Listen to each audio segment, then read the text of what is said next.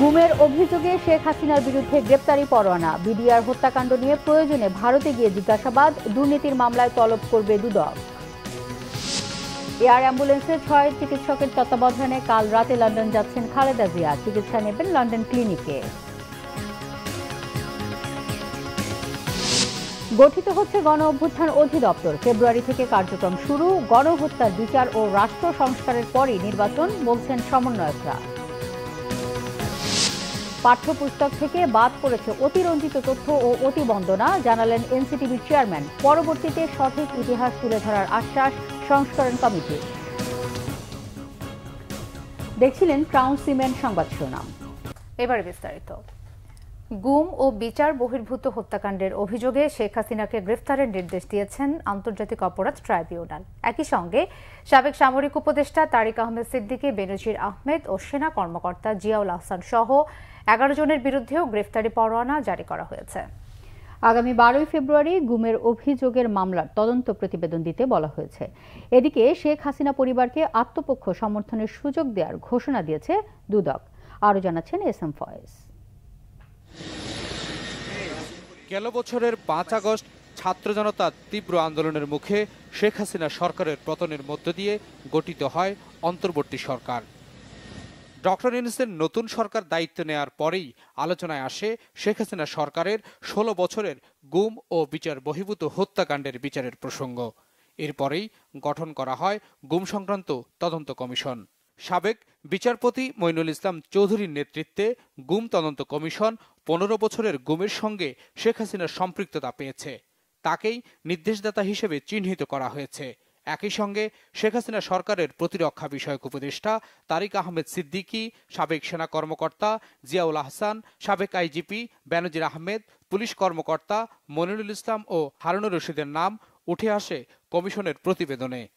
এই যে গুমের সংস্কৃতি নামক এক ভয়াবহ সংস্কৃতির মাধ্যমে বছরের পর বছর অসংখ্য মানুষকে গোপন কারাগারে আটক রেখে নির্যাতন, হত্যা এবং তাদেরকে সমস্ত স্বাধীনতা বঞ্চিত করার যে অপরাধ, এটা আন্তর্জাতিক আইনে স্বীকৃত অপরাধ এবং বাংলাদেশের ইন্টারন্যাশনাল ক্রাইমস ট্রাইব্যুনাল আইনের অধীনেও এটা একটা মানবতা বিরোধী অপরাধ। যেহেতু এই অপরাধগুলো একটু ডিফারেন্ট নেচারের, গণহত্যার অপরাধের চেয়ে, এই জন্য আজকে ডিফারেন্ট একটি মামলায় তাদেরকে আমরা গ্রেপ্তার দেখানোর জন্য আবেদন জানিয়েছিলাম। এর মধ্যে সাবেক প্রধানমন্ত্রী শেখ হাসিনা, তার তদানীন্তন নিরাপত্তা উপদেষ্টা তারিক সিদ্দিকী, তদানীন্তন আইজিপি বেনজির আহমেদ সহ বিভিন্ন সংস্থার মোট 12 জনের বিরুদ্ধে আজকে আমরা গ্রেপ্তারি পরোয়ানা জারির জন্য আবেদন জানিয়েছিলাম। আদালত সেই গ্রেপ্তারি পরোয়ানা জারি করেছেন। গুম হওয়া ব্যক্তি ও তার পরিবার, শেখ হাসিনা সহ অনেকের বিরুদ্ধে আন্তর্জাতিক অপরাধ ট্রাইব্যুনালে মামলা দায়ের করেন। এসব মামলার অভিযোগ আমলে নিয়ে সাবেক প্রধানমন্ত্রী শেখ হাসিনা সহ 12 জনের বিরুদ্ধে গ্রেপ্তারি পরোয়ানা জারি করেন। এই অপরাধের সাথে যারাই জড়িত থাকুক, তারা কেউ রাষ্ট্রের চেয়ে বড় না, কেউই আইনের ঊর্ধ্বে নয়। সুতরাং আমরা বলেছি, আমরা খুঁজছি অপরাধ, আমরা খুঁজছি অপরাধী। আমরা দেখব না কে কত বড়, কে কোথায় চাকরি করেন, কার কি পজিশন। নিরপেক্ষ এবং সুষ্ঠু তদন্তের মাধ্যমে যারা অপরাধগুলো করেছেন, যারা এই দেশের জনগণকে এইভাবে নির্মম হত্যাযজ্ঞের মতো জায়গায় নিয়ে ফেলেছেন, যাদেরকে গুম করে রেখেছেন বছরের পর বছর, মারা গেলে কবে মারা গিয়েছেন, কোথায় তার কবর হয়েছে কিছু জানে না, তার সন্তানেরা জানে না, তার ভাই জানে না, বোন জানে না। এই যে ভয়াবহ সংস্কৃতি চালু করা হয়েছিল, এর একটা নিষ্পত্তি হতে হবে বাংলাদেশে, এবং নিষ্পত্তির সবচাইতে ভালো উপায় হচ্ছে একটা সঠিক, সুষ্ঠু, নিরপেক্ষ ন্যায় বিচার। গ্রেপ্তারি পরোয়ানা জারিতে সন্তোষ প্রকাশ করেন গুম হওয়া পরিবারের সদস্যরা।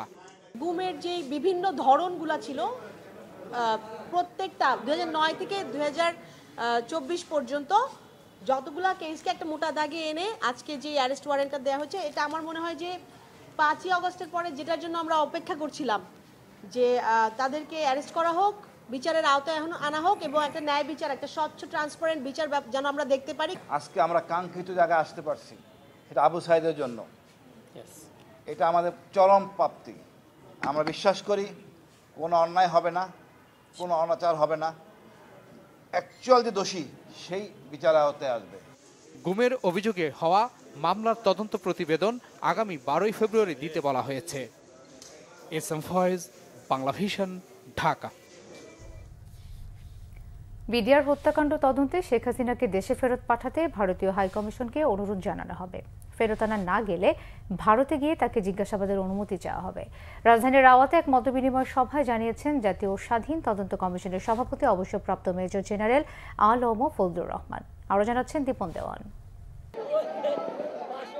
15 বছর আগের ঘটে যাওয়া ইতিহাসের নির্মম হত্যাযজ্ঞের নাম বিডিআর বিদ্রোহ।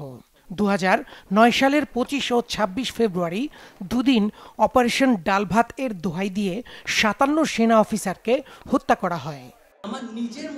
গত 5 আগস্ট হাসিনা সরকার পতনের পর বিডিআর হত্যাকাণ্ডের সঠিক তদন্তের জন্য 7 সদস্যের জাতীয় স্বাধীন তদন্ত কমিশন গঠন করা হয়। এই কমিশনের সাথে প্রথম মতবিনিময় করেন বিডিআর হত্যাকাণ্ডে শহীদ পরিবারের সদস্যরা। 7 সদস্যের কমিশনের একজনের বিষয়ে আপত্তি তোলেন শহীদ পরিবারের সদস্যরা। এই কমিশনের একজন পার্টিকুলার মেম্বারের বেলায় রিজার্ভেশন আছে এবং আমরা as the principal stakeholder of the BDR Pilkhana carnage, আমাদের যদি এই কমিশনে কনফিডেন্স না থাকে তাহলে কিন্তু আপনাদের লেজিটিমেসি নিয়ে প্রশ্ন আসবে। কিছু মানুষ অ্যালেজ করেছে চন্দন সাহেব that you are a Sheikh Mujib sympathizer. আমি বলছি না, ইউ আর অ্যালেজ করা হয়েছে and would it impact the investigation. একজনের বিষয়ে আমাদের অভিযোগ আছে যিনি হয়তো এই বিগত সরকার নিয়ে অনেক লেখালেখি করেছেন, তো আমরা আশা করব ওনাকে অবশ্যই যেন এই জায়গা থেকে কোনোভাবে যেন বাদ দেওয়া হয়। কমিশনের কাছে ঘটনার সময় এবং তার পরবর্তী বিভিন্ন সময়ে পদে পদে বঞ্চনার কথা তুলে ধরেন শহীদ পরিবারের সদস্যরা। আমাদের যেসব তথ্য আছে তাতে ইন্ডিয়া সরাসরি জড়িত এবং বর্তমান গভর্নমেন্টকেও এই ইন্ডিয়া কিছু করতে দিচ্ছে না, যাদের অনেকে ইন্ডিয়ান গভর্নমেন্টের সঙ্গে সম্পৃক্ত মানসিকভাবে। বিডিআর বিদ্রোহে আমার প্রশ্ন, সবাই একই সাথে একই ঘটনায় একই কারণে একই জায়গায় একই দিনে মারা গেছেন, তাহলে কেন সেটা অনুদানটা সব পরিবারের ক্ষেত্রে সমান হয় নাই? কেন সেখানে সার্ভিসের একটা ব্যারিয়ার আছে? আমার হাজবেন্ডের কোনো লাশ পাওয়া যায়নি, কোনো লাশ পাওয়া যায়নি। তাকে কেউ বলে পোড়ানো হয়েছে, কেউ বলে বর্ডারের বাইরে নিয়ে ফেলে দেওয়া হয়েছে। মানে এত কিন্তু কোনো দাবি আদায়ের জন্য নয়, বিডিআর বিদ্রোহ ছিল দেশকে দুর্বল করার ষড়যন্ত্র, এমন মন্তব্য করে জাতীয় স্বাধীন তদন্ত কমিশনের সভাপতি বলেন, ঘটনার দিন সেনাবাহিনী পিলখানায় গেলে এত হত্যাকাণ্ড হতো না। ভারত জড়িত বললে হবে না, অমুকে জড়িত, অমুক জেনারেল জড়িত, এটা বললে হবে না, তার সপক্ষে প্রমাণ হাজির করতে হবে। আমি চাইবো আপনারা প্রমাণ দেন। আমি মনে করি না যে কোনো দাবির জন্য, দাবি আদায়ের জন্য সৈনিকরা নির্মমভাবে আমাদের অফিসারদেরকে নিহত করতে পারে। It was not a mutiny, it was a conspiracy killing the officers.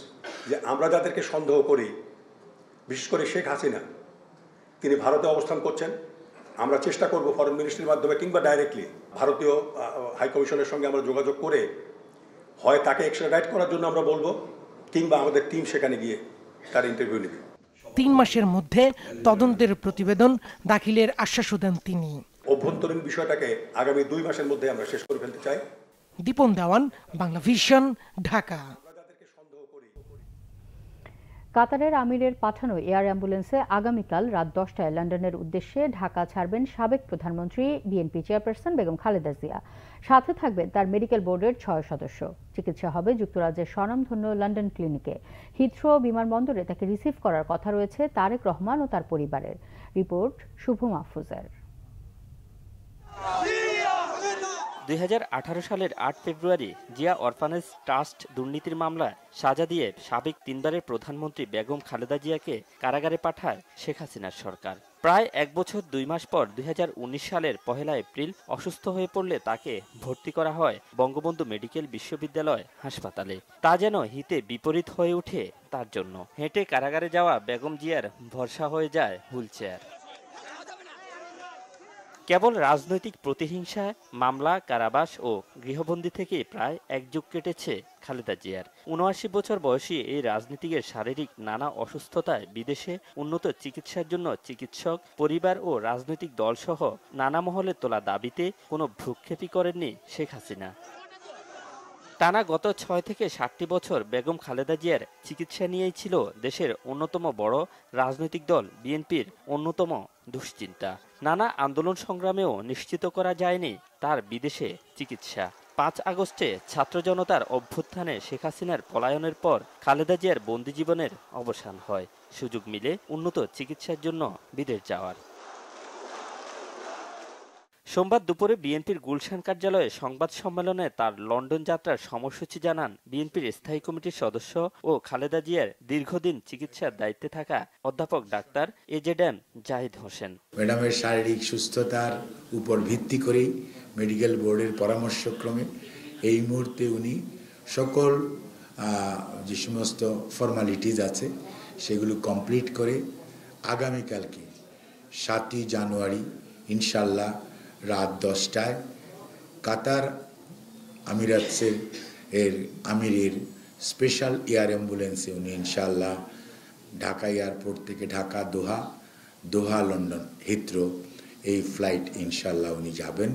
2017 সালের পর দীর্ঘ 9 বছর পর মায়ের সাথে সাক্ষাৎ হবে ছেলে তারেক রহমানের। লন্ডনের হিথ্রো বিমানবন্দরে খালেদা জিয়াকে রিসিভ করবেন তিনি। সেখান থেকে তাকে নিয়ে যাওয়া হবে যুক্তরাজ্যের লন্ডন ক্লিনিকে। সেখানকার চিকিৎসার উপর নির্ভর করবে বেগম জিয়ার যুক্তরাষ্ট্রে যাওয়া লাগবে কিনা। লন্ডন ক্লিনিক বলে একটা অনেক পুরনো হসপিটাল আছে এবং সেই হসপিটালে, এটাও NHS এর অধীনই এটা হসপিটাল, ওখানে ওনাকে ভর্তি করা হবে। উনি এয়ারপোর্ট থেকে সরাসরি ওখানে যাবেন। চিকিৎসকদের ওখানে ওনাকে পরীক্ষা নিরীক্ষা করবেন। তার পরবর্তীতে ওনাদের পরামর্শক্রমে পরবর্তী সিদ্ধান্ত গ্রহণ করা হবে এবং ওখানে ইনশাল্লাহ আমাদের দলের ভারপ্রাপ্ত চেয়ারম্যান জনাব তারেক রহমান, ডাক্তার জুবাইদা রহমান ওনার সহধর্মিনী ওনাকে হয়তো এয়ারপোর্টে রিসিভ করবেন। খালেদা জিয়া সুস্থতার জন্য দেশবাসীর দোয়া চেয়েছেন বলেও জানান অধ্যাপক ডাক্তার এজেডএম জাহিদ হোসেন। আপনারা সবাই দোয়া করবেন যাতে। শুভ মাহফুজ, বাংলা ভিশন, ঢাকা। ছাত্র জনতার গণঅভ্যুত্থানে মাগুরায় শহীদ ছাত্রদল নেতা রাব্বির নবজাত কন্যার দায়িত্ব নিলেন তারেক রহমান। 4 আগস্ট গুলিতে নিহত ছাত্রদলের যুগ্ম সাধারণ সম্পাদক মেহেদী হাসান রাব্বির সন্তানের খোঁজ খবর নিতে তার পরিবারের সাথে দেখা করে আমরা বিএনপি পরিবারের একটি প্রতিনিধি দল। সকালে বিএনপির ভারপ্রাপ্ত চেয়ারম্যান তারেক রহমানের পক্ষ থেকে মাগুরা পৌরসভার বরুণাতৈল গ্রামে শহীদ রাব্বির পরিবারের পাশে থাকার বার্তা পৌঁছে দেওয়া হয় উপহার সামগ্রী। ঘোষণা দেওয়া হয় কন্যা শিশুর জন্য মাসিক ভাতার। এ সময় শহীদ রাব্বির স্ত্রী তারেক রহমানের প্রতি কৃতজ্ঞতা প্রকাশ করেন। উপস্থিত ছিলেন আমরা বিএনপি পরিবারের উপদেষ্টা ইঞ্জিনিয়ার আশরাফ উদ্দিন বকুল, সদস্য সচিব কৃষিবিদ মোহাম্মদ মুকসেদুল মোমিন ও সংগঠনটির সিনিয়র সদস্য মাসুদ রানা লিটন সহ অন্যরা।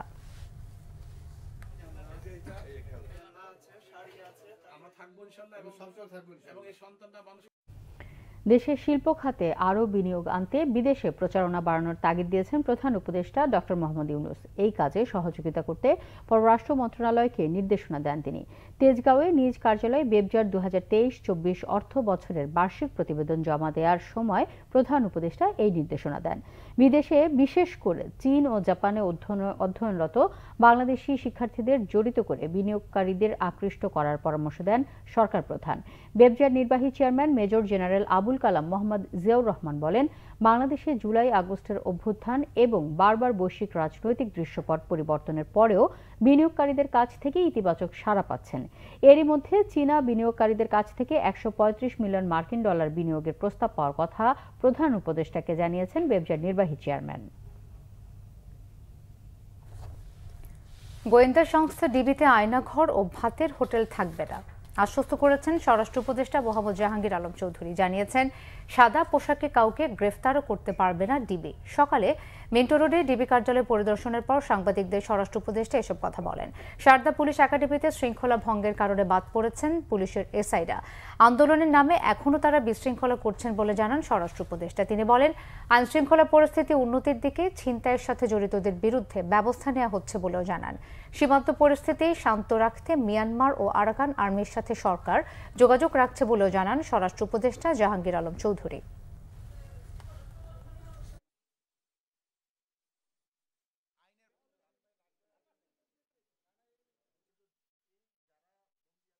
আইন শৃঙ্খলা পরিস্থিতি আল্লাহ দিলে মোটামুটি স্যাটিসফ্যাক্টরি, বাট এটা আরো উন্নত করার অবকাশ হয়ে গেছে। এই ব্যাপারে আমাদের আলোচনা প্রচুর ছিনতাইকারী কিন্তু ধরা পড়ছে। হ্যাঁ, ছিনতাইয়ের সংখ্যা বেড়ে গেছে, আমি অস্বীকার করবো না, কিন্তু ধরা হচ্ছে অনেক ধরা হচ্ছে প্রচুর। মুক্তিযুদ্ধ বিষয়ক মন্ত্রণালয়ের অধীনে জুলাই গণ অভ্যুত্থান অধিদপ্তর গঠন করা হচ্ছে। কার্যক্রম শুরু হবে ফেব্রুয়ারি থেকেই, জানিয়েছেন তথ্য ও সম্প্রচার মন্ত্রণালয়ের উপদেষ্টা নাহিদ ইসলাম। সোমবার এক সংবাদ সম্মেলনে এই কথা জানান তিনি। বলেন, জুলাই গণ অভ্যুত্থান অধিদপ্তর গঠন করে আগামী সপ্তাহে গেজেট প্রকাশ করা হবে। এরই মধ্যে ৬৩৭ কোটি ৮০ লাখ টাকার অর্থ মন্ত্রণালয় থেকে পর্যায়ক্রমে শহীদ ও আহত পরিবারের মাঝে দেওয়ার সিদ্ধান্ত হয়েছে। প্রতি শহীদ পরিবার ৩০ লাখ টাকা ও আহতদের দেওয়া হবে ২ থেকে ৫ লাখ টাকা। স্বাস্থ্য মন্ত্রণালয়ের হিসেবে এই পর্যন্ত জুলাই অভ্যুত্থানে শহীদ ৮২৬ জন ও আহত ১১,০০০। যারা বাদ পড়েছে তারা আগামী ৩১ জানুয়ারির মধ্যে তালিকাভুক্ত হওয়ার জন্য আবেদন করতে পারবেন।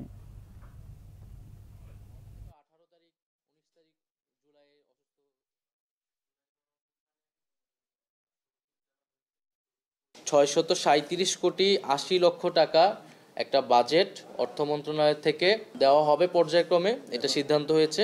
এখন আমরা জানুয়ারি মাসে এই ২৩২ কোটি ৬০ লক্ষ টাকা শহীদ পরিবার ক্ষেত্রে, সেক্ষেত্রে ১০ লক্ষ টাকা যেটা সঞ্চয়পত্র আকারে থাকবে। আহতদের ক্ষেত্রে আমরা এই ২ লক্ষ, ১ লক্ষ, ১ লক্ষ ৫০,০০০ এরকম বিভিন্ন ক্যাটাগরিতে দেওয়া হবে। এবং বাকি যেই টাকাটি ৪০৫ কোটি ২০ লক্ষ টাকা, সেটা আগামী যেই ২০২৫-২৬ অর্থ বছর জুলাই মাসে এই বাকি টাকাটা দেওয়া হবে। নতুন সংবিধান রচনায় গণপরিষদ নির্বাচনের বিষয়টি জুলাই ঘোষণাপত্রে উল্লেখ করার আহ্বান জানিয়েছে জাতীয় নাগরিক কমিটি ও বৈষম্য বিরোধী ছাত্র আন্দোলন। সোমবার রাতে দ্রুত ঘোষণাপত্র প্রণয়নের দাবিতে রাজধানীর বাংলা মোটর এলাকায় লিফলেট বিতরণ কর্মসূচি থেকে এই আহ্বান জানানো হয়। এ সময় জাতীয় নাগরিক কমিটির সদস্য সচিব আখতার হোসেন বলেন, রাজনৈতিক দলগুলো নির্বাচনের কথা বলে, কিন্তু নতুন রাজনৈতিক বন্দোবস্তের জন্য প্রয়োজন নতুন সংবিধান। গণতান্ত্রিকভাবে সংবিধান পুনর্লিখনের জন্য প্রয়োজন গণপরিষদ নির্বাচন। এ সময় জুলাই ঘোষণাপত্রে শহীদদের রাষ্ট্রীয় স্বীকৃতি ও বৈষম্য বিরোধী ছাত্র আন্দোলনের নেতৃত্ব পরিষ্কারভাবে উল্লেখ করা সহ ৭টি দাবি জানানো হয়। এই সংবিধান ৭১-এর আকাঙ্ক্ষা এবং ২৪-এর আকাঙ্ক্ষাকে ধারণ করে না। অতএব ৭১ এবং ২৪-এর আকাঙ্ক্ষাকে ধারণ করতে আমাদের নতুন সংবিধান প্রয়োজন। নতুন সংবিধান প্রণয়নের জন্য একটি গণপরিষদ নির্বাচন অত্যন্ত আবশ্যকীয় বিষয় হয়ে দাঁড়িয়েছে। আগে গণহত্যার বিচার এবং রাষ্ট্র সংস্কার, এরপর নির্বাচন, বলেছেন বৈষম্য বিরোধী ছাত্র আন্দোলনের নেতারা। বিকেলে ফরিদপুর শহরের রাজেন্দ্র কলেজ মাঠে বৈষম্য বিরোধী ছাত্র আন্দোলনের সমাবেশে তারা আরও বলেন, ৭১-এর মুক্তিযুদ্ধে যেভাবে শহীদদের রাষ্ট্রীয় স্বীকৃতি দেওয়া হয়েছে, একইভাবে বৈষম্য বিরোধী ছাত্র আন্দোলনে শহীদদের রাষ্ট্রীয় স্বীকৃতি সংবিধানে অন্তর্ভুক্ত করতে হবে। বাংলাদেশের প্রত্যেকটি রাষ্ট্রীয় প্রতিষ্ঠানের সংস্কার করতে হবে। তার আগে কোনোভাবেই নির্বাচন দেওয়া যাবে না। ফ্যাসিবাদী ব্যবস্থার সম্পূর্ণ বিলোপ, নতুন রাজনৈতিক বন্দোবস্ত বিনির্মাণ এবং প্রোক্লেমেশন অফ জুলাই এর জন আকাঙ্ক্ষা অন্তর্ভুক্তির লক্ষ্যে এর সমাবেশ হয়। বক্তব্য রাখেন বৈষম্য বিরোধী ছাত্র আন্দোলনের কেন্দ্রীয় কমিটির আহ্বায়ক হাসনাত আব্দুল্লাহ, জুলাই শহীদ স্মৃতি ফাউন্ডেশনের সাধারণ সম্পাদক সার্জিস আলম সহ অন্যরা।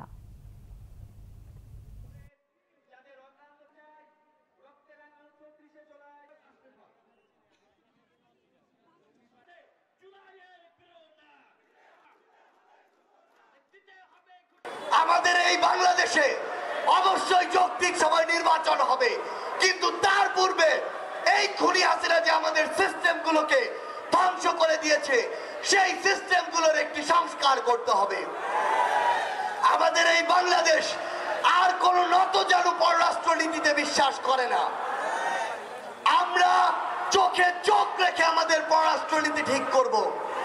পৃথিবীর যে কোনো পরাশক্তি যদি বিন্দু মাত্র চিন্তা করে যে তারা বাংলাদেশকে ডমিনেট করে কোনো পররাষ্ট্রনীতি নির্ধারণ করবে, আমরা বলি সেই পররাষ্ট্রনীতি আমরা ছুঁড়ে ফেলে দিব। সিন্ডিকেট যদি এক হাত পথে আরেক হাতে যায়, এটা বলার জন্য আপনি সরকার হয় নাই, বরং এই সিন্ডিকেটগুলো ভাঙার জন্য আপনাকে বসানো হয়েছে। এখনো পর্যন্ত আমাদের এই বিপ্লবকে অনেকে মেনে নিতে পারে নাই।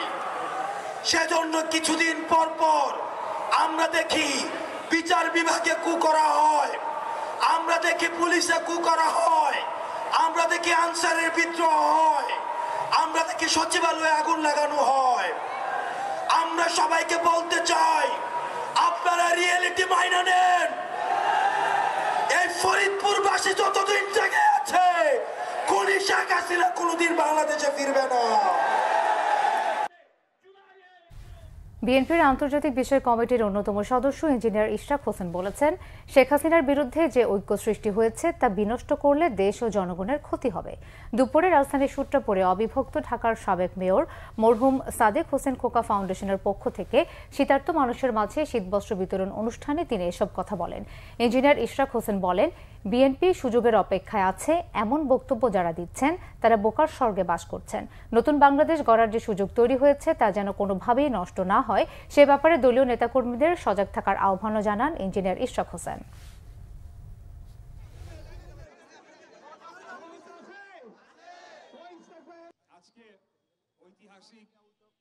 একটি বৃহৎ অন্য রাজনৈতিক দলের নেতার মুখে শুনলাম যে এক দল খেয়ে গিয়েছে, আরেক দল খাওয়ার জন্য নাকি বসে রয়েছে। তো আমি তাদের উদ্দেশ্যে বলতে চাই যে এই ধরনের মন্তব্য করে আমাদের যে ঐক্য সৃষ্টি হয়েছিল খুনি হাসিনার বিরুদ্ধে, সেই ঐক্যকে বিনষ্ট করলে সবশেষে গিয়ে দেশ এবং জনগণেরই ক্ষতি হবে। আমরা 16 বছর দেশনেত্রী বেগম খালেদা জিয়া এবং তারেক রহমানের নেতৃত্বে যে আন্দোলন সংগ্রাম করেছি, সেটি একটি ঐতিহাসিক আন্দোলন হয়ে থাকবে। আমরাই কেবল জনগণের অধিকার প্রতিষ্ঠার জন্য লড়াই করে চলেছি। অতএব কেউ যদি বলতে চায় আমরা খাবার জন্য অপেক্ষায় রয়েছি, তারা বোকার স্বর্গে বাস করছে। যুক্তরাষ্ট্র বা অন্য কারো ষড়যন্ত্রে নয়, বরং এদেশের মানুষের আকাঙ্ক্ষায় সরকার পরিবর্তন হয়েছে। বাংলাভিশনকে দেয়া একান্ত সাক্ষাৎকারে এই কথা বলেছেন মেক্সিকোতে নবনিযুক্ত রাষ্ট্রদূত মুশফিকুল ফজল আনসারি। মিজানুর রহমান সবুজের রিপোর্টে বিস্তারিত। একজন স্টেট ডিপার্টমেন্টের ডিপ্লোম্যাট সোমবার বাংলাভিশন স্টুডিওতে এক সাক্ষাৎকারে বিভিন্ন ইস্যুতে কথা বলেন রাষ্ট্রদূত মুশফিকুল ফজল আনসারি। আওয়ামী লীগ সরকারের পতন নিয়েও কথা বলেন। এটা কোনো কনস্পিরেসি থিওরি নয়। অনেকে বলেন যে এটা যুক্তরাষ্ট্র করে দিয়েছে বা যুক্তরাষ্ট্র, আমি এটা মনে করি না। এটা বাংলাদেশের মানুষেরই আকাঙ্ক্ষার বাস্তবায়ন ঘটেছে। তবে যুক্তরাষ্ট্র সহ আন্তর্জাতিক মিত্র একটা পেইজে অবস্থান করছিল বাংলাদেশের গণতন্ত্রহীনতার ক্ষেত্রে। আমি বিশেষ করে ওয়েস্টার্ন ওয়ার্ল্ডের কথা বলছি, ইনক্লুডিং আমেরিকা, ইউরোপীয় union, the United kingdom and all others allies and partners.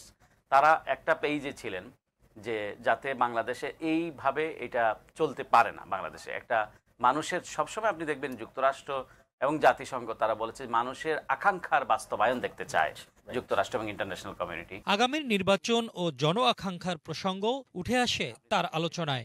Nobel laureate professor Mohammad ইউনূসের নেতৃত্বে যখন সরকার গঠিত হয়েছে, সকল দেশ এবং রাষ্ট্র তাকে ওয়েলকাম করেছে, তার সঙ্গে কাজ করার জন্য তারা আগ্রহ ব্যক্ত করেছে। উনি যখন জাতিসংঘের সাধারণ অধিবেশনে গিয়েছেন, লাইন পড়ে গিয়েছিল সরকার প্রধান এবং রাষ্ট্রপ্রধানরা যে উনি ওনার সাথে দেখা করবার জন্য। প্রেসিডেন্ট সাইড লাইনে নর্মালি যুক্তরাষ্ট্রের প্রেসিডেন্টের সাথে কখনো বৈঠক হয় না। প্রেসিডেন্ট বাইডেন নিজে আগ্রহ ব্যক্ত করেছেন, তার সঙ্গে বৈঠক হয়েছে। এই সরকারের আমাদের সকলেরই ইচ্ছার প্রতিফলন এই সরকার।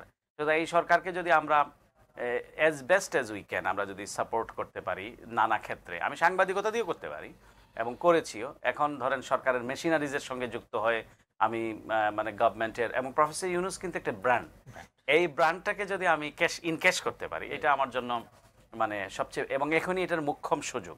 তারপরে ধরেন একটা সেখানে এই বাংলাদেশ যদি একটা স্টেবিলিটির দিকে যায়, সকলের অংশগ্রহণে একটি যদি ইনক্লুসিভ নির্বাচন হয়, যেটি আকাঙ্ক্ষা দেশের মানুষের। নতুন বাংলাদেশ নিয়ে প্রত্যাশার কথাও জানান এই কূটনীতিক। এটি একটা নতুন শুরু। যদি বাংলাদেশের সকল স্টেক হোল্ডার্স এটা যদি বুঝতে পারেন, বুঝতে সক্ষম হন, তাহলে বাংলাদেশ একটি নতুন যাত্রায় উপনীত হবে এবং বাংলাদেশের গন্তব্য খুব মানে একটা সুনির্দিষ্ট গন্তব্য স্থাপিত হবে, যেখানে যে আকাঙ্ক্ষা বাংলাদেশের মানুষ ধারণ করে সেটা বাস্তবায়ন হবে। তবে এখানে অনেক ইফস অ্যান্ড বাটস আছে, সকলের সেখানে মিলে অগ্রসর হতে হবে। যে বাংলাদেশের খুব বেশি চাওয়া নাই, বাংলাদেশটা হবে গণতান্ত্রিক বাংলাদেশ। আপনার এবং আমার আমানতদারিতে একটা সরকার প্রতিষ্ঠিত হবে, যে সরকার হবে জনপ্রতিনিধিত্বশীল এবং মানুষের ভয়েসকে সে ইকো করবে অথবা রিপ্রেজেন্ট করবে। গণতান্ত্রিক অভিযাত্রায় বাংলাভিশন সহ গণমাধ্যমের ইতিবাচক ভূমিকা তুলে ধরেন তিনি। বাংলাভিশন চেষ্টা করেছে, আমি দেখেছি বাংলাভিশনের সীমাবদ্ধতা তো ছিলই এবং নানা ধরনের নির্যাতনের স্ট্রিম রুলারের প্রতিধ্বনি ছিল, মানে তারা অনেক ধরনের থ্রেট ছিল। তো এই থ্রেটের ভিতর দিয়েও বাংলাদেশের কোনো মিডিয়া চেষ্টা করেছে কাজ করতে, এর মধ্যে বাংলা ভিশন একটি। মিজানুর রহমান সবুজ, বাংলা ভিশন, ঢাকা। একক ব্যক্তি ও দলের বন্দনা করতে পাঠ্যপুস্তকে ইতিহাস বিকৃত করা হয়েছিল। স্বল্প সময় পুরোপুরি পরিমার্জন করা সম্ভব না হলেও পরবর্তীতে সঠিক ইতিহাস তুলে ধরা হবে, জানিয়েছেন মাধ্যমিক পাঠ্যপুস্তক সংস্করণ কমিটির সদস্য ডক্টর সিদ্দিকুর রহমান। আর জাতীয় শিক্ষাক্রম ও পাঠ্যপুস্তক বোর্ডের চেয়ারম্যান বলছেন, পাঠ্যপুস্তক থেকে বাদ পড়েছে অতিরঞ্জিত তথ্য ও অতিবন্দনা। বিস্তারিত জানাচ্ছেন মাহমুদ আবদুল্লাহ। 2023 সাল থেকে দেশে চালু হয় নতুন শিক্ষাক্রম, যে কারিকুলামের আওতায় পরিবর্তন হয় প্রথম, দ্বিতীয়, তৃতীয়, ষষ্ঠ, সপ্তম, অষ্টম ও নবম শ্রেণীর পাঠ্য বই। নতুন কারিকুলামের সাথে খাপ খাওয়াতে হিমশিম খেতে হয় শিক্ষক ও শিক্ষার্থীদের। দাবি ওঠে এই কারিকুলাম পরিবর্তনের। বলা হয় সমাজের সাথে সামঞ্জস্যপূর্ণ নয় এই কারিকুলাম। কিন্তু বিগত সরকারের সময় এসব উপেক্ষা করেই একরকম চাপিয়ে দেয়া কারিকুলামেই লেখাপড়া শুরু হয়। 5 অগস্টের পর ছাত্র জনতার অভ্যুত্থানে পাল্টে যায় সব হিসাব নিকাশ। অন্তর্বর্তীকালীন সরকার গঠিত হলে বাতিল হয়ে যায় প্রশ্নবিদ্ধ সেই নতুন শিক্ষাক্রম। সিদ্ধান্ত হয় 2012 সালে প্রণয়ন করা পুরনো শিক্ষাক্রমের আলোকেই পাঠ্য বই পরিমার্জনের। পরিমার্জন সম্পর্কে জাতীয় পাঠ্যপুস্তক অধিদপ্তর এনসিটিবি বলছে, নতুন সংস্করণে সতর্কতার সাথেই পরিমার্জন করা হয়েছে অতিবন্দনা ও অতিকথন। যুক্ত হয়েছে জিয়াউর রহমানের স্বাধীনতা ঘোষণার ইতিহাসও। মাধ্যমিকের 2012 সালের কারিকুলামটিকে ওই অনুযায়ী যে বই 2022 সালে সর্বশেষ শিক্ষার্থীরা অধ্যয়ন করেছে, সেই বইগুলোকেই পরিমার্জন করা হয়েছে এখানে। তবে ইতিহাসের অনেক তথ্য যা অতিবন্দনায় পরিণত হয়েছিল এবং অনেককেই বাদ দেওয়া হয়েছিল, যারা আমাদের ইতিহাসের মুক্তিযুদ্ধের যারা নায়ক।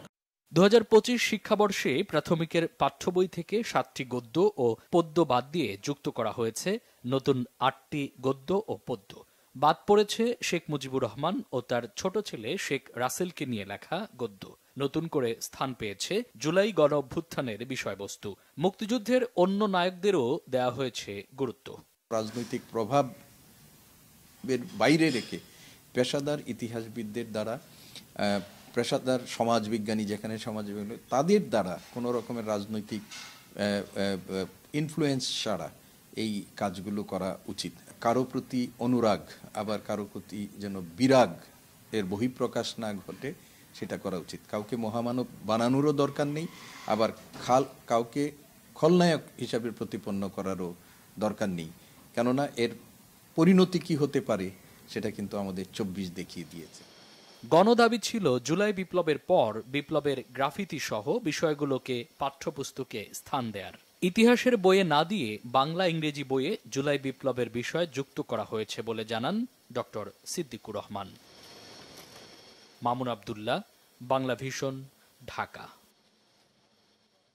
বিএনপির জাতীয় স্থায়ী কমিটির বৈঠক অনুষ্ঠিত হয়েছে। রাত 9:15টায় বিএনপি চেয়ারপারসনের গুলশান কার্যালয়ে স্থায়ী কমিটির বৈঠক অনুষ্ঠিত হয়েছে। এতে ভার্চুয়ালি সভাপতিত্ব করেন বিএনপির ভারপ্রাপ্ত চেয়ারম্যান তারেক রহমান। উপস্থিত ছিলেন মহাসচিব মির্জা ফখরুল ইসলাম আলমগীর সহ স্থায়ী কমিটির সদস্যরা। সভায় মঙ্গলবার উন্নত চিকিৎসার জন্য বেগম খালেদা জিয়ার বিদেশ যাত্রা, সাংগঠনিক বিষয়সহ সমসাময়িক নানান বিষয় নিয়ে আলোচনা হয়েছে।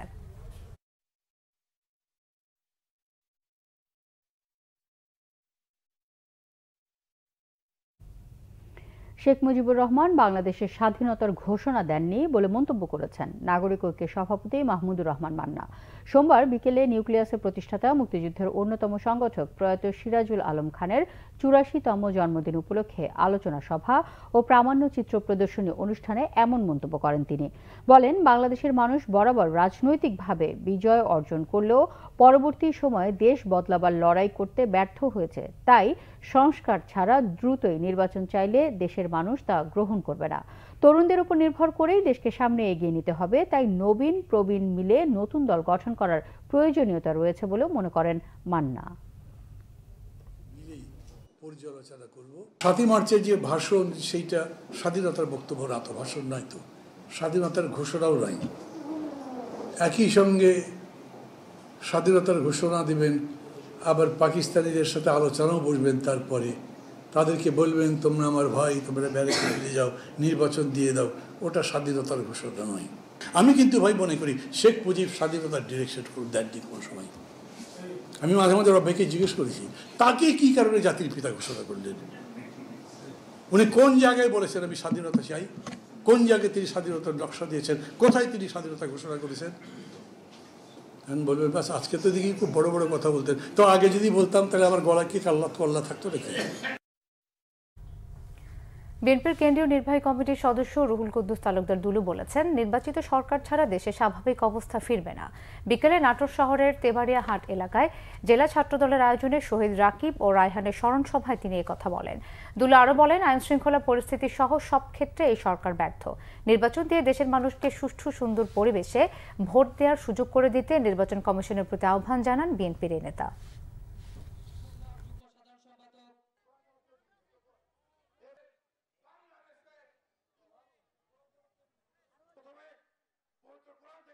আজকে খুন খারাপি বেড়ে গেছে, সকল ক্ষেত্রে সরকার ব্যর্থ।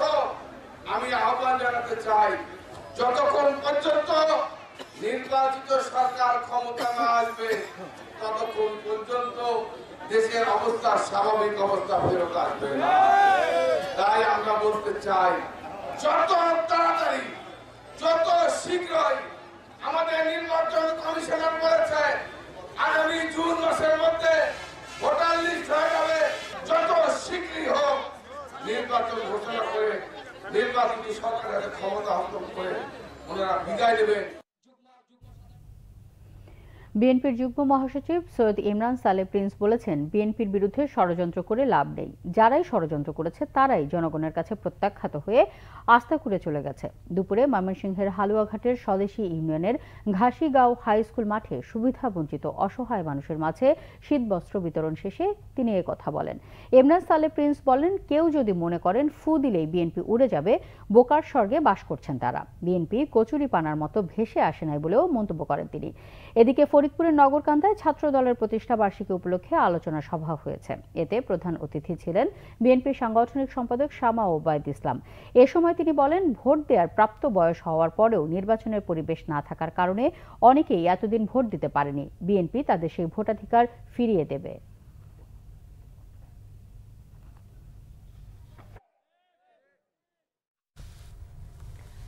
তীব্র গ্যাস সংকটে ভুগছে রাজধানীর বিভিন্ন এলাকার মানুষ। বাসায় গ্যাস না থাকায় রান্না ও খাবারের সময় বদলে গেছে অনেকেরই। গ্যাসের চাপ না থাকায় সিএনজি স্টেশনেও গাড়ির দীর্ঘ লাইন। রিপোর্ট রিশাদ নাসরুল্লাহর।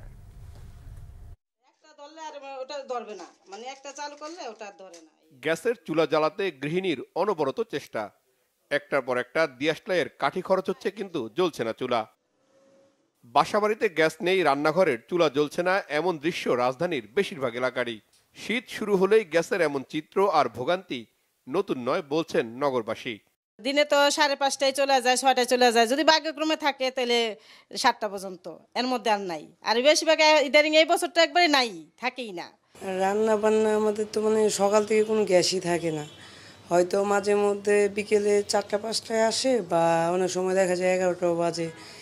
রান্না বান্না করা যায় না, সকাল 6টা বাজে যায়, রাত্রে 11টা বাজে আসে। বাচ্চা কাচ্চা নিয়ে অনেক অসুবিধা হয় আমাদের। আমরা যারা মধ্যবিত্ত আছি এখানে তো গ্যাসের বিলও আমাদেরকেও দিতে হয়, তারপরে মনে করেন আবার ইলেকট্রিক চুলা কিনছি, ইলেকট্রিক চুলারও বিল দিতে হয়। তাহলে আমাদের এই ম্যাক্সিমাম সময় বাইরের থেকে খাওয়া তো আমাদের পক্ষে সম্ভব না, কতদিন আর বাইরের থেকে এনে না খাবো। গ্যাসের সরবরাহ ও চাপ না থাকায় রাজধানীর সিএনজি স্টেশনগুলোতেও গাড়ির দীর্ঘ লাইন। গ্যাস স্টেশনে গ্যাস অনেকদিন যাবত গ্যাসের সমস্যা, গ্যাস থাকে না। দেখা যায় অনেক সময় 5টা-6টার দিকে গ্যাস জায়গা, 7টা-8টার দিকে আসে। মাঝে মধ্যে দেখা যায় যে দুপুরবেলায় গ্যাস জায়গা। 1 তারিখ থেকে 2 ঘন্টা বাড়ানোর পরে সমস্যা আরো বাড়ছে। এই অবস্থায় মানে মানুষের ভোগান্তি, অনেক ভোগান্তি। গ্যাস সংকটের বিষয়ে তিতাসের ব্যবস্থাপনা পরিচালক জানান, শীতের সময় গ্যাসের চাপ এমনিতেই কমে যায়। পাশাপাশি চাহিদা অনুযায়ী পেট্রোবাংলা গ্যাস দিতে না পারায় সাময়িকভাবে সংকট তৈরি হয়েছে। দুটো এলএনজি টার্মিনাল আছে মহেশখালীতে, হ্যাঁ, ওই যে যেটা থেকে এলএনজি সাপ্লাই করে, এর মধ্যে একটা মেইনটেনেন্সে গিয়েছিল 72 ঘন্টার জন্য। সেটা মানে মেইনটেনেন্স শেষ হয়েছে 2 দিন আগে। ওই মেইনটেনেন্সটার ফলে আমার টোটাল সাপ্লাই ছিল সেইটার মধ্যে প্রায় 270 থেকে 300 মিলিয়ন ঘনফুট প্রতিদিনের একটা কাট হয়েছে। তো আপনারা জানেন যে টোটাল পেট্রোবাংলা যে টোটাল অ্যালোকেশন দেয়, মানে টোটাল সাপ্লাই থেকে পেট্রোবাংলা যে অ্যালোকেশন দেয় সেটার মধ্যে যেমন ভাগ করা আছে, তিতাস কতটুকু পাবে, বাখরাবাদ কতটুকু পাবে, কর্ণফুলী কতটুকু পাবে, মানে 6টা ডিস্ট্রিবিউশনকে কোম্পানিকে অ্যালোকেট করা হয়েছে। তো স্বাভাবিকভাবেই সাপ্লাই, টোটাল সাপ্লাই যদি কমে যায় আমার অ্যালোকেশনও কমে যায়। তো সেই আমার এই অ্যালোকেশন থেকে আমি বিদ্যুতে দেই, সারে দেই, শিল্পতে দেই, ক্যাপটিভে দেই, আবাসিকে দেই, সিএনজিতে দেই। তো টোটাল সাপ্লাই কমে গেলে প্রপোর্শনেটলি আমার ওই অ্যালোকেশন গুলো কমে যায়। বাসাবাড়ি সিএনজি স্টেশনের পাশাপাশি বিদ্যুৎ খাতেও গ্যাসের সরবরাহ কমেছে, ফলে বিদ্যুৎ উৎপাদনেও ঘাটতি তৈরি হয়েছে। রিশান নাসরুল্লাহ, বাংলা ভিশন, ঢাকা। অস্ট্রেলিয়ায় উচ্চশিক্ষায় আগ্রহী শিক্ষার্থীদের জন্য ওয়েস্টিন হোটেলে হয়ে গেল Australia education expo 2025। Education consultancy প্রতিষ্ঠান পিএফইসি গ্লোবালের উদ্যোগে এই এক্সপোতে অংশ নিয়েছে অস্ট্রেলিয়ার 38টিরও বেশি বিশ্ববিদ্যালয়ের প্রতিনিধিরা। উদ্বোধন করেন পিএফইসি গ্লোবালের ব্যবস্থাপনা পরিচালক ও সিইও এমডি শহীদুল ইসলাম এবং senior country director Fariha Begum. অনুষ্ঠানে অস্ট্রেলিয়ার বিভিন্ন ইউনিভার্সিটিতে পড়ালেখা করার বিভিন্ন সুবিধা, প্রচলিত কোর্সগুলো সম্পর্কে বক্তারা শিক্ষার্থীদের অবহিত করেন, জানান কিভাবে শতভাগ স্কলারশিপ নিয়ে পড়া যায়। ইভেন্ট চলাকালীন সময়ে পছন্দের ইউনিভার্সিটিতে কোনো ফি ছাড়াই আবেদনের সুযোগও ছিল।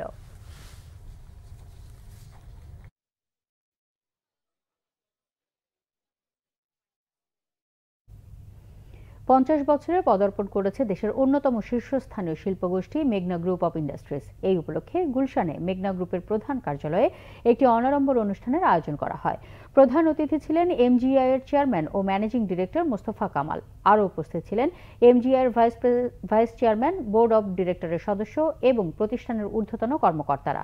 প্রধান কার্যালয়ের অনুষ্ঠানটি ভিডিও কনফারেন্সের মাধ্যমে মেঘনা গ্রুপের বিভিন্ন ফ্যাক্টরি ও অফিসে সম্প্রচার করা হয়।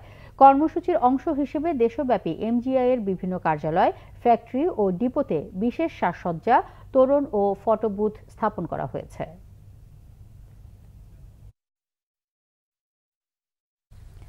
দেশব্যাপী শিক্ষার্থীদের নিয়ে বাংলাদেশ ই স্পোর্টস কার্নিভাল 2025-এর আনুষ্ঠানিক যাত্রা শুরু হয়েছে। রাজধানীর একটি হোটেলে এই উপলক্ষে সংবাদ সম্মেলন হয়। প্রতিযোগিতামূলক গেমিং, উদ্ভাবন এবং প্রযুক্তি ভিত্তিক অনুপ্রেরণার মিশেলে এই যুগান্তকারী ইভেন্টটি যুবক তরুণদের জন্য নতুন দিগন্তের উন্মোচন বলে সংবাদ সম্মেলনে উল্লেখ করা হয়।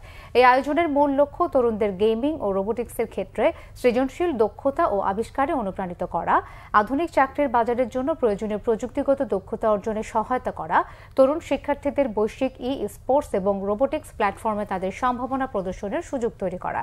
একটি স্মার্ট ভবিষ্যৎ প্রস্তুতিমূলক যুব সমাজ গড়ে তুলতে বিএসপিআরসি এর মিশন বাস্তবায়ন করা।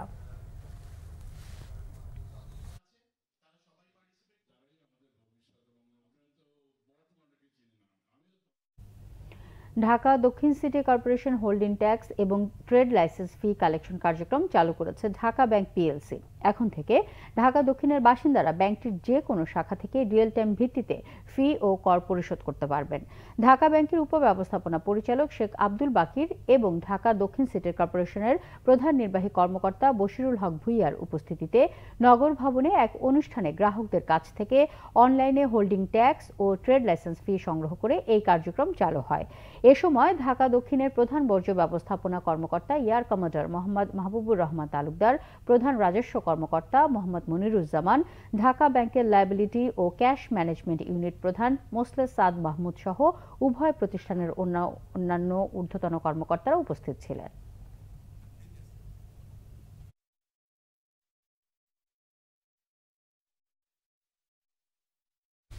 আমরা সংবাদ শেষ করছি। ক্রাউন সিমেন্ট শিরোনামগুলো আরো একবার জানিয়ে, গুমের অভিযোগে শেখ হাসিনার বিরুদ্ধে গ্রেফতারি পরোয়ানা, বিডিআর হত্যাকাণ্ড নিয়ে প্রয়োজনে ভারতে গিয়ে জিজ্ঞাসাবাদ, দুর্নীতির মামলায় তলব করবে দুদক। এয়ার অ্যাম্বুলেন্সে 6 চিকিৎসকের তত্ত্বাবধানে কাল রাতে লন্ডনে যাচ্ছেন খালেদা জিয়া, চিকিৎসা নেবেন লন্ডন ক্লিনিকে। গঠিত হচ্ছে গণঅভ্যুত্থান অধিদপ্তর, ফেব্রুয়ারি থেকে কার্যক্রম শুরু, গণহত্যার বিচার ও রাষ্ট্র সংস্কারের পরই নির্বাচন, বলছেন সমন্বয়করা। পাঠ্যপুস্তক থেকে বাদ পড়েছে অতিরঞ্জিত তথ্য ও অতিবন্দনা, জানালেন এনসিটিভির চেয়ারম্যান। পরবর্তীতে সঠিক ইতিহাস তুলে ধরার আশ্বাস সংস্করণ কমিটির। এই ছিল এখনকার মতো, পরের সংবাদ রাত 1টায় দেখার আমন্ত্রণ রইল। এছাড়া বাংলাদেশের সংবাদ ও সংবাদ সংশ্লিষ্ট অনুষ্ঠান দেখতে ভিজিট করুন www.bdnews24.com ও facebook.com/bangladeshnewse এবং সাবস্ক্রাইব করুন youtube.com/bangladeshnewse। এতক্ষণ সাথে থাকায় ধন্যবাদ। শুভরাত্রি।